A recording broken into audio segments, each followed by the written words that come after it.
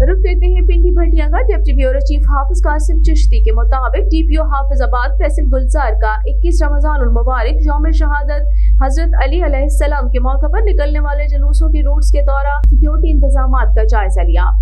हाफिजाबाद में 21 रमजान उल मुबारक यौम शहादत हजरत अली अलैहिस्सलाम के मौके पर निकलने वाले मरकजी जुलूस के रूट का दौरा किया।